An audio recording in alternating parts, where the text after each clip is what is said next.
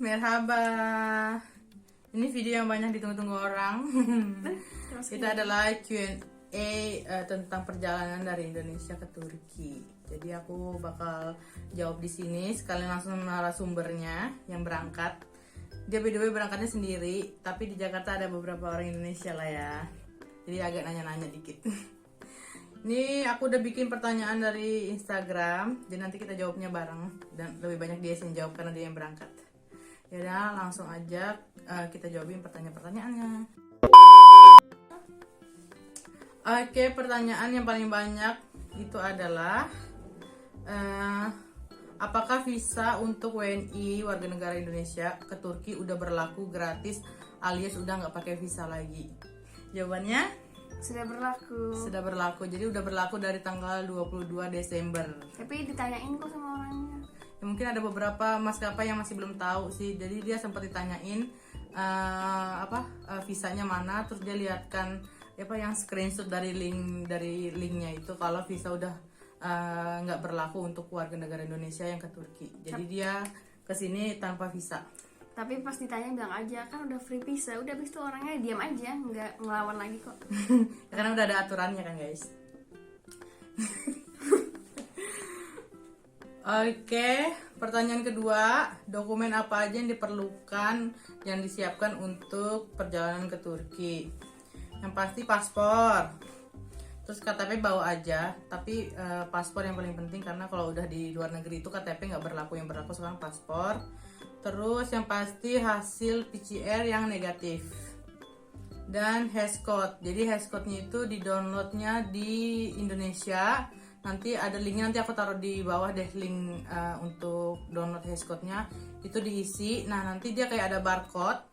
Kayak kalau di Indonesia tuh kayak ini ya apa? Peduli Lindungi. Peduli Lindungi itu.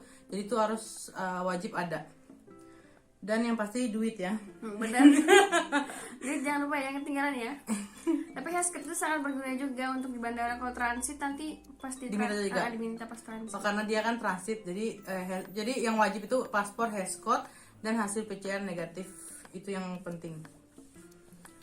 Oke, pertanyaan ketiga, pesawatnya langsung apa transit? Jadi transit. Jadi kita transitnya ke Dubai. Carinya yang murah ya, say. Jadi dia pakai Emirates, dia transit ke Dubai 4 jam, baru ke Turki. Jadi Jakarta, Dubai, abis Dubai baru ke Istanbul. Di Dubai ada dimintain apa? Nggak ada ya. Langsung hashcode aja, hashcode langsung masuk. Oh, ya.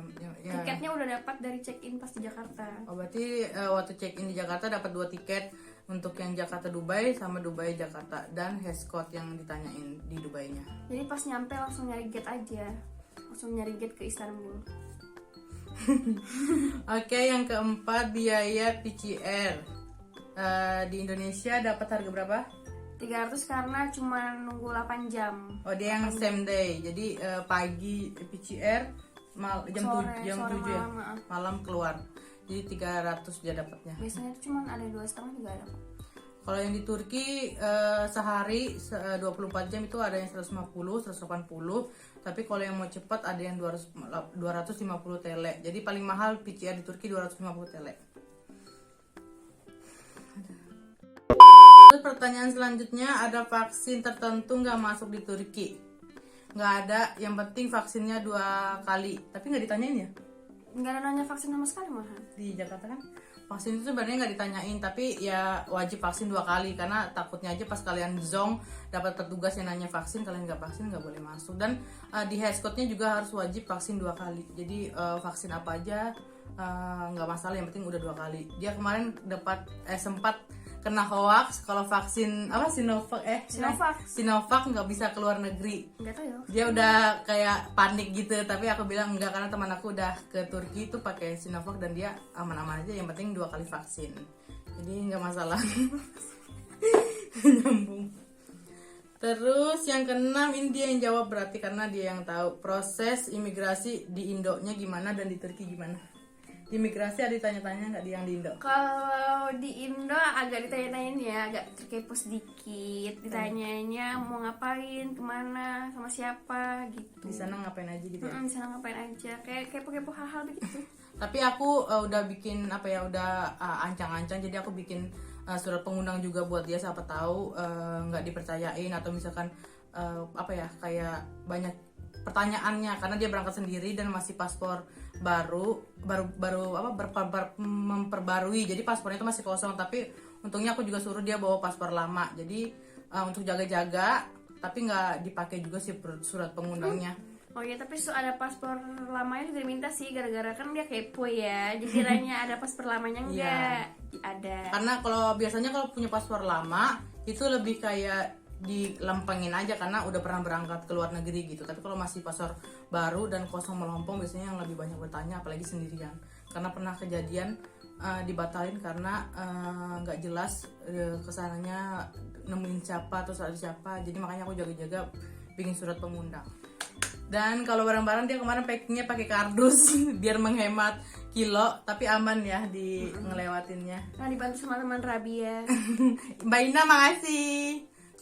Jadi kayak lebih banyaknya dia aman sih, nggak terlalu banyak ditanya-tanya karena juga aku memang prepare pilih penerbangannya yang malam. Nah kalau malam kan nggak banyak numpang kan, jadi mungkin mereka nggak ribet jadi ya kan, kayak ya udah lewat gitu, asal semua berkas-berkasnya lengkap. Terus yang di imigrasi Turki ada tanya-tanya nggak? Nggak ada, cuma ngasih paspor sama buka masker, selesai. Nah ya karena udah nggak ditanya visa lagi kan. Terus mereka bisa bahasa Inggris nggak? Siapa? Imigrasi Turki. Nggak ada ngomong apa-apa, cuma nyuruh buka masker. Sumpah.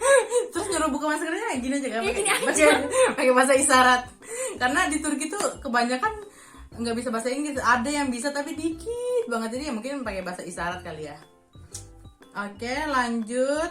Harga tiket pulang pergi Indo Turki. Kita kemarin dapat Emirates pulang pergi itu 5 juta. Itu lagi beruntung karena biasanya pulang pergi ada yang 7 juta, 8 juta. Tapi kalau kalian dapat yang beruntung banget, Turkish Airlines pun kalian bisa dapat 5 jutaan. Jadi kemarin kita dapatnya Emirates yang bagasinya agak dikit sih. Tapi ya udahlah, yang penting murah dan akhirnya dia bisa jalan-jalan ke Turki.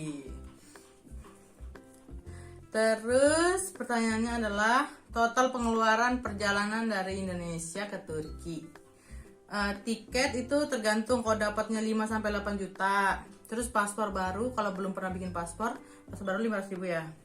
Tapi kalau punya paspor lama terus memperbarui cuma 350 ribu. Benar. Terus PCR Indonesia 300 misalkan. Terus di Turkinya 250 tele misalkan, yang ambil yang besarnya, berarti kurang lebih PCR Indo dan di Turkinya 700 ribu. Nah kalian kurang lebih mungkin sekitar 8-10 juta untuk pulang pergi. Nah itu belum termasuk sama penginapan karena dia nginapnya di rumah aku kan. Terus belum juga sama makanan, belum transportasi karena dia kan dijemput juga ya kan.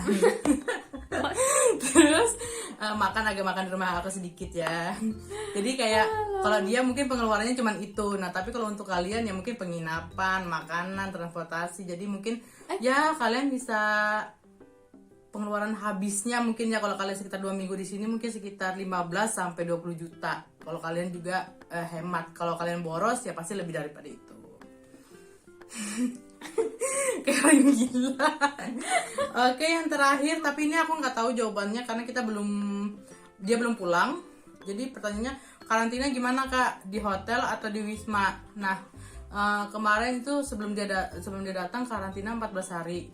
Terus pas dia datang akhirnya turun jadi 10 hari, sekarang jadi 7 hari. Ini semenjak video ini ya 7 hari, tapi nggak tahu pas dia pulang nanti akhir bulan Januari wismanya kapan dan berapa hari itu belum tahu. Tapi semoga masih 7 hari atau enggak 3 hari deh, jangan dinaikin lagi. Terus hotel apa Wisma? Maunya sih yang gratis Wisma ya, tapi kalau ada uang sih maunya di hotel juga. Karena di Wisma dia cerewet makannya guys. Dia pengennya di hotel, tapi kalau hotelnya nggak masuk akal harganya ya di Wisma. Gimana cara dapatin Wismanya? Karena kan cuma untuk pelajar dan pekerja aja. Ya bilang aja pengen di Wisma gitu, tapi ada yang dikasih, ada yang mau nggak mau harus di hotel. Tapi gimana kalau nggak punya uang? Biasanya mereka akhirnya ujung-ujungnya ngasih ke Wisma. Jadi nanti belum tahu gimana nya. Semoga sih dapat Wisma dan nggak rempong, maksudnya masuk Wismanya guys. Oke, dan infonya juga kalau di Wisma ataupun di hotel nunggu sampai seharian. Jadi apalagi di Wisma ya, di Wisma itu bisa nunggu sampai penerbangan terakhir, jadi baru semua diangkut ke Wisma. Jadi misalkan kalian nyampe di Indonesianya jam 12 siang, ya kalian nunggu sampai penerbangan terakhir yang tengah malam atau sampai bakal subuh atau bahkan sehari semalam. Di hotel pun juga gitu, karena teman aku punya teman, dia di hotel, padahal dia di hotel dia bayar, mereka itu bertiga bayar 27 juta. Itu waktu yang masih 10 hari ya. Mereka tetap nunggu seharian di bandara. Nah, yang di Wisma juga, tapi semoga ntar diperlancar dan dipermudah ya, karena ya dia sendiri juga ya kan. Ini kamu jadi teman ya di pesawat, sosok SKSD aja. Saya nanti nyampainya sore jam Jakarta. Iya, semoga nanti dia tengah malam udah bisa masuk Wisma sih. Pengennya sih masuk Wisma biar gratis ya guys, karena di sini sudah banyak pengeluaran guys, tabungannya habis. Ya udah, sampai segitu aja dulu pertanyaan-pertanyaannya. Nah, aku belum bisa banyak cerita karena yang pengalaman pergi itu dia. Nanti semoga kalau aku ada rezeki, aku yang pulang, nanti baru aku bisa ceritanya lebih detail. Oke, so untuk video kali ini segini dulu. Nanti kita ajak lagi dia jalan-jalan, menikmati Istanbul ini. Kemarin dia juga udah main salju akhirnya. Keren gitu. Aduh, maaf ya guys, dia otaknya agak setengah-setengah, jadi ya kayak gitu. Ya udah, untuk video kali ini semoga membantu kalian untuk yang pengen perjalanan ke Turki, sedikit banyaknya bisa menginformasikan untuk kalian. So, yang udah nonton video ini, thanks for watching. Bye. Hadi görüşürüz.